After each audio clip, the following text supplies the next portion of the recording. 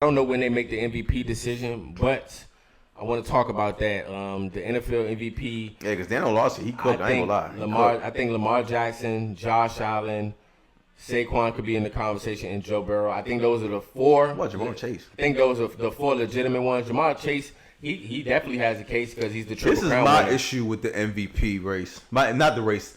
I think like they need to just change it to the quarterback award, because it's like they only give it to a quarterback, and there's only but so much you can do in another position to play. True. Like there's only a certain level of height you can play. Like Jamar Chase is the triple crown winner.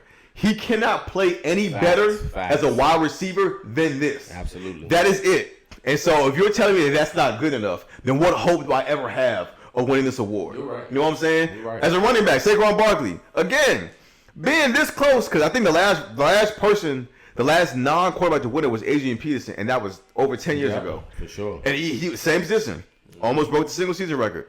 Again, there is no, like, running for 2,000 yards, Daniel breaking a record. I cannot play any better than this.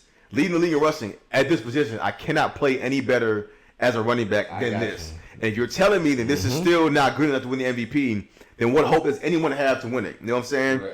Then there was a couple years where I felt like could have been a defensive guy. There was two guys I felt like on defense could have won the overall MVP, because no one's done it since Lawrence Taylor. J.J. Watt and Aaron Donald.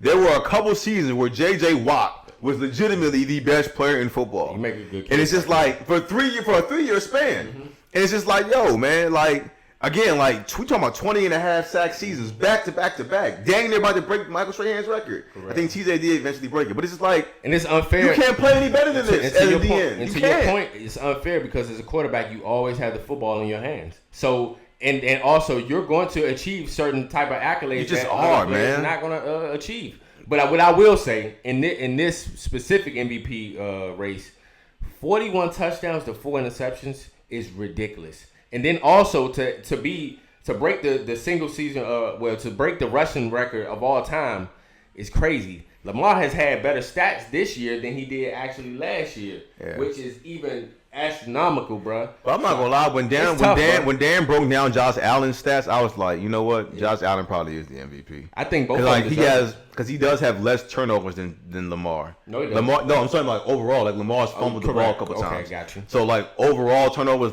Josh Allen has less. He's generated more points per game with less of a roster, stuff like that. So I was like, okay. Total yards, when you took up total yards, I was like, okay. I don't have the whole thing, but when Dan Orlovsky broke it down, I was like, okay, I see it. Because if it is just based off numbers,